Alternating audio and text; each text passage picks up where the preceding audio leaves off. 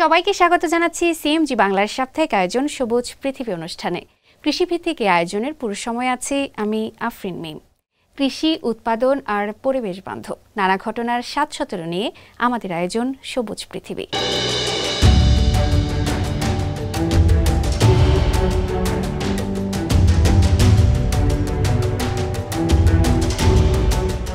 দুই সালটা ছিল চীনের কৃষি বিপ্লবের বছর। এবছর একের পর এক রেকর্ড ভেঙেছে চীনের ফসল উৎপাদন। সরকারের নানা নীতিগত ও আর্থিক সহায়তার কারণে বছর চীনের প্রত্যন্ত অঞ্চলের কৃষিতে যোগ হয়েছে অত্যাধুনিক সব প্রযুক্তি। আবাদি জমির পরিমাণ বৃদ্ধির সঙ্গে সঙ্গে বেড়েছে কৃষি বিষয়ক নানা ধরনের পরিষেবা প্রদানকারী সংগঠনের সংখ্যাও। বিস্তারিত থাকছে ফয়সাল আব্দুল্লাহর প্রতিবেদনে।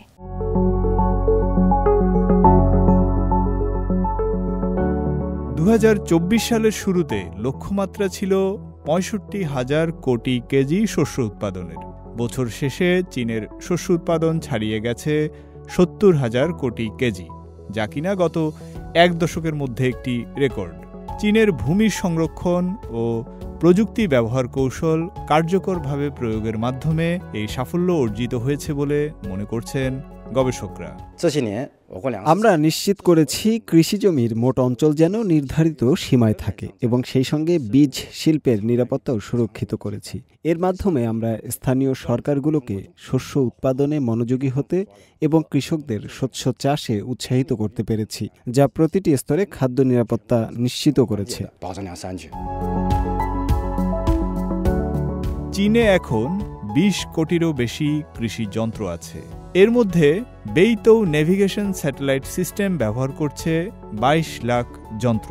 আবার বছরের শেষ প্রান্তে দেখা গেল চীনের রোপণ, চাষ ও ফসল তোলার ৭৪% কাজই হচ্ছে যান্ত্রিক উপায়ে। একই সময়ে চীন জুড়ে গড়ে উঠেছে ২২ লাখেরও বেশি কৃষি সমবায় এবং প্রায় ৪০ লাখ পারিবারিক খামার। চীনের ১০,৯০,০০০ কৃষি পরিষেবা সংস্থা বছরে ৯,৪০,০০,০০০-এরও বেশি কৃষককে সেবা দিচ্ছে, যারা কিনা ১৪ কোটি হেক্টরের বেশি জায়গা জুড়ে কাজ করছে। সদ্য বিদায় নেওয়া ২০২৪ সালে চীনের আধুনিক কৃষি ও গ্রামীণ এলাকার উন্নয়নে সরকারের নীতি এবং বিজ্ঞান ও প্রযুক্তি সবচেয়ে গুরুত্বপূর্ণ ভূমিকা পালন করেছে। উচ্চমানের কৃষি জমির তত্ত্বাবধানে নতুন পদ্ধতি এবং প্রযুক্তি ব্যবহার করা হচ্ছে। ফসলের মান পর্যবেক্ষণে ব্যবহার বেড়েছে স্যাটেলাইট, ড্রোন ও সেন্সর প্রযুক্তির। আবার কক্ষপথ থেকেও জমি পর্যবেক্ষণ করা হচ্ছে চীনে। সেই সঙ্গে জমিতে নানা ধরনের সেন্সরের ব্যবহারও বেড়েছে। ২০২৪ সালে চীনের গ্রামীণ কৃষির ব্যবসায়িক মডেলেও এসেছে পরিবর্তন।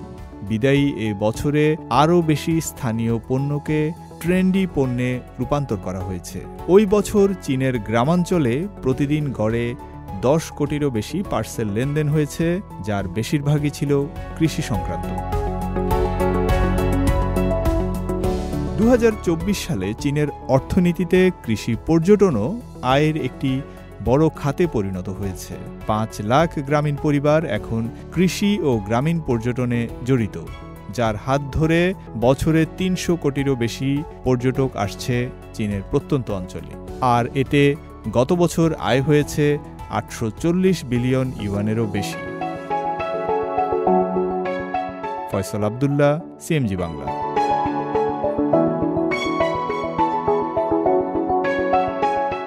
চীনের ফুজিয়ান প্রদেশে মূল ভূখণ্ড ও তাইওয়ানের মধ্যে ক্রস ট্রেড কৃষি সহযোগিতা নিয়ে সম্প্রতি চাংচৌ সিটিতে দুটি কৃষি মেলা অনুষ্ঠিত হয়েছে। ক্রস ট্রেড মডার্ন এগ্রিকালচার এবং ক্রস ট্রেড ফ্লাওয়ার এক্সপো নামে দুটি মেলার আধুনিক কৃষি প্রযুক্তি প্রদর্শিত হয়। বিস্তারিত থাকছে শান্তা মারিয়ার প্রতিবেদনে।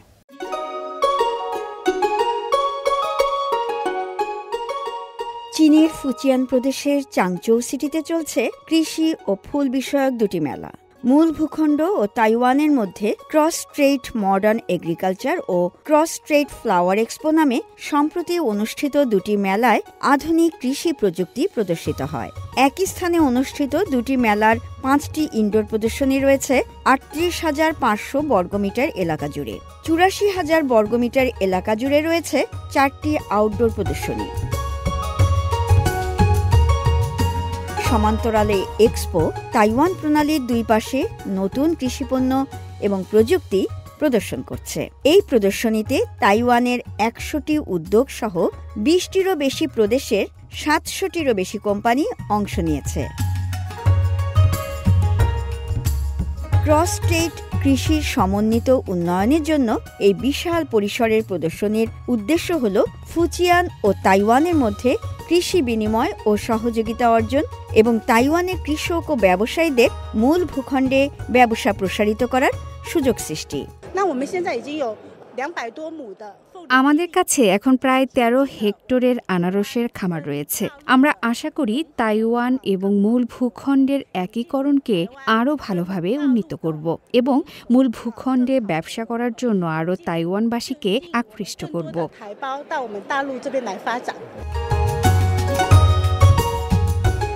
এই এক্সপোতে ক্রস স্ট্রেইট বাজার গবেষণা, ক্রস স্ট্রেইট যুব বিনিময় এবং ক্রস স্ট্রেইট কৃষি প্রযুক্তি বিনিময় কার্যক্রম অনুষ্ঠিত হয়। আমরা এক্সপোর উদ্দেশ্যের উপর নিবিড়ভাবে মনোযোগ দিয়েছি এবং ক্রস স্টেট এক্সচেঞ্জ এবং সহযোগিতার নতুন অর্জনগুলো প্রদর্শন করার চেষ্টা করেছি। আমরা আশা করি নতুন জাত, নতুন প্রযুক্তি এবং ভালো প্রকল্প আমদানি করব এবং আমাদের উচ্চমানের কৃষিপণ্য এবং সবুজ উন্নয়ন রপ্তানি করব। আয়োজক এবং অংশগ্রহণকারীদের মতে তাইওয়ান প্রণালীর দুই তীরের কৃষিতে সহযোগিতার দিগন্ত আরও প্রসারিত হচ্ছে এই ধরনের প্রদর্শনীর মাধ্যমে। শান্তা মারিয়া, সিএমজি বাংলা।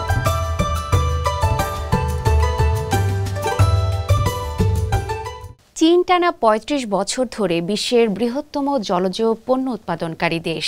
গেল বছরে এই দেশের জলজ পণ্য উৎপাদনের পরিমাণ দাঁড়িয়েছে 71.16 মিলিয়ন টনে।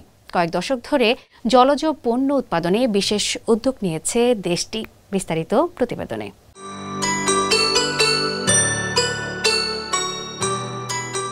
বিশ্বে জলজ খাদ্যপণ্য উৎপাদনে 1 নম্বরে রয়েছে চীন। গেল 35 বছর ধরেই এই জায়গা দখল করে আছে দেশটি। মৎস্য খাতের আধুনিকীকরণের ফলেই এই সফলতা ধরে রেখেছে দেশটি। সম্প্রতি চীনের কৃষি ও গ্রামীণ বিষয়ক মন্ত্রণালয়ের প্রতিবেদনে উঠে এসেছে এ তথ্য। সরকারি তথ্য বলছে দেশটির মোট জলজ খাদ্যপণ্যের উৎপাদন 2023 সালে 7,11,60,000 টনে পৌঁছেছে। এছাড়া জলজ খাদ্য সমৃদ্ধ অঞ্চলে সামুদ্রিক দূষণ নিয়ন্ত্রণ করে খাদ্য উৎপাদন করছে দেশটি। আর এখান থেকে 8,70,000 টন জলজ খাদ্য উৎপাদন করছে চীন। চীন পুকুরে জলজ খাদ্য উৎপাদনের পরিবেশ আরও উন্নত করেছে। পাশাপাশি শীতল জলের মাছ, ধানের ক্ষেতে মাছ চাষ এবং প্রাকৃতিক উৎস থেকে মাছ সংগ্রহের নানা মডেল তৈরি করেছে। এতে বেড়েছে মাছ আহরণও। বর্তমানেও 1 দশক আগে চীনে জলজ চাষের খাদ্য উৎপাদন ও বন্য মাছ শিকারের অনুপাতে বেশ পার্থক্য লক্ষ্য করা যায়। 1 দশক আগে যেখানে উৎপাদনের অনুপাত ছিল 75:25 আর এখন 82:18 গিয়ে পৌঁছেছে, যা জলজ চাষের উৎপাদন বিশ্বব্যাপী মোট উৎপাদনের প্রায় 60%। আমরা সামনের দিনগুলোতে উপকূলীয় চারণভূমি, মৎস্য বন্দরের অর্থনৈতিক অঞ্চল এবং শিল্পের সবুজ ও পরিবর্তনশীল উন্নয়নের মতো একাধিক অগ্রণী এবং আদর্শ প্রকল্পের বাস্তবায়ন করব। পাশাপাশি সম্পদ সংরক্ষণ ব্যবস্থা আরও শক্তিশালী করব, নিরাপত্তা মান বজায় রাখব এবং মৎস্য খাতের আধুনিকীকরণকে ব্যাপকভাবে উন্নীত করব। বর্তমানে চীনের রাষ্ট্রীয় সুরক্ষায় মোট 458 প্রজাতির জলজ বন্যপ্রাণী রয়েছে, যা 1989 সালের পর থেকে প্রায় 500 বেড়েছে। আফরিন মিম, সিএমজি বাংলা।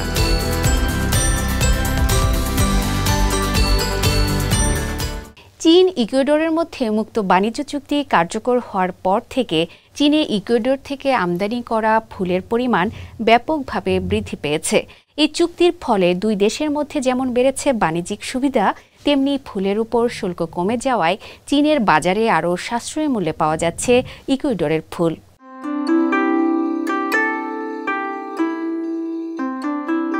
বিশ্বব্যাপী বিয়ের আয়োজন, উৎসব বা বিশেষ দিন উদযাপনে গোলাপের চাহিদা থাকে শীর্ষে। আর ইকুয়েডরের এই গোলাপগুলো বড় পাপড়ি, লম্বা ডাঁটা ও উজ্জ্বল রঙের জন্য দুনিয়া জুড়ে বিখ্যাত। সম্প্রতি গ্রিন চ্যানেল সুবিধার মাধ্যমে চীনের বাজারে এই ফুল এখন সরাসরি প্রবেশ করছে। চীন ও ইকুয়েডরের মধ্যে মুক্ত বাণিজ্য চুক্তি কার্যকর হওয়ার পর থেকে ইকুয়েডরের তাজা গোলাপ এখন চীনের বাজারে পাওয়া যাচ্ছে আরও সাশ্রয়ী দামে। চলতি বছরের ১ মে থেকে বাস্তবায়ন হয়েছে ওই চুক্তি। চুক্তিটি স্বাক্ষরিত হয়েছিল ২০২৩ সালের মে মাসে। এর আওতায় দুই দেশের প্রায় ৯০% পণ্য থেকে শুল্ক প্রত্যাহারের ঘোষণা দেওয়া হয়। সেই সঙ্গে জরুরি ভিত্তিতে ৬০% পণ্যে শুল্কমুক্ত সুবিধা জরুরি ভিত্তিতে কার্যকর করার ঘোষণাও দেওয়া হয়। ইকুয়েডরের গোলাপের চালান বেইজিংয়ের আন্তর্জাতিক বিমানবন্দরে কাস্টমস পার করতে পারছে বেশ দ্রুত। পচনশীল পণ্যের জন্য নির্ধারিত বিশেষ গ্রিন চ্যানেল ব্যবহার করে এসব পণ্যের সরবরাহ নিশ্চিত করা হচ্ছে। ফুলের এই চালানটি বিমানবন্দরে পৌঁছায় ভোর ৩টায়।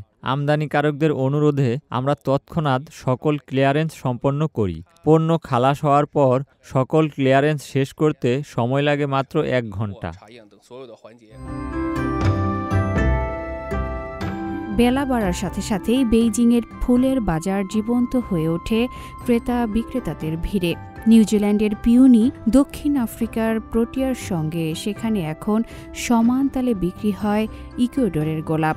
চীনের শুল্ক বিভাগের তথ্যে দেখা যায়, জুন থেকে আগস্ট পর্যন্ত বেইজিং আমদানি করেছে ১,৩৬,০০০ ইকুয়েডরের গোলাপ, যা গত বছরের একই সময়ের চেয়ে ৪১.১% বেশি।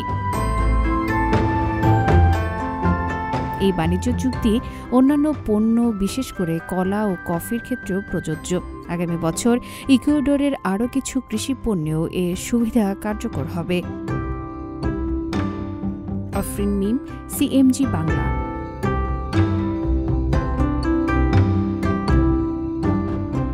দিন দিন সমৃদ্ধ হচ্ছে চীনের মৎস্য সম্পদ। বিশেষ করে উপকূলীয় অঞ্চলে মৎস্য সম্পদের পরিমাণ দাঁড়িয়েছে ১ কোটি টনে। সম্প্রতি এক প্রতিবেদনে উঠে এসেছে এ তথ্য। বিস্তারিত প্রতিবেদনে।